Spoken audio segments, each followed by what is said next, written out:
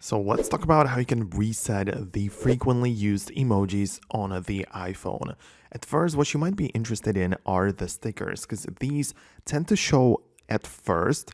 So when you are typing someone and go to the emoji page, you can see that the first page is like the stickers you have created and the recently used stickers as well. And this might be kind of personal. So if you tap on the folded stickers icon, you can easily just hold down on individual one and you can delete them, right? So you can delete it right here. So it would probably be a good idea to do so.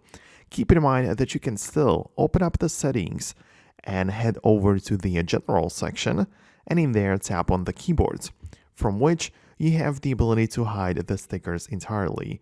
So if you scroll down, you can see there are the emojis, and you can untoggle these stickers right there, and it just makes sure that they are not sent anymore.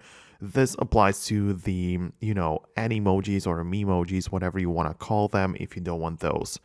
However, if you want to reset the emojis which show up afterwards, the way to do that is still inside of the keyboards section of the iPhone. Actually, you need to be in the general, and then you can tap on transfer or reset iPhone.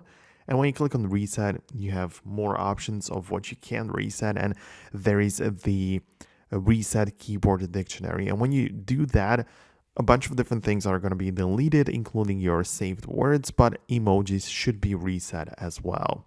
Another possibility is to manually start using new emojis on different ones, and after a while, the iPhone is going to replace them in the keyboard, and essentially you can do that without resetting, but takes a bit of a work and some time as well.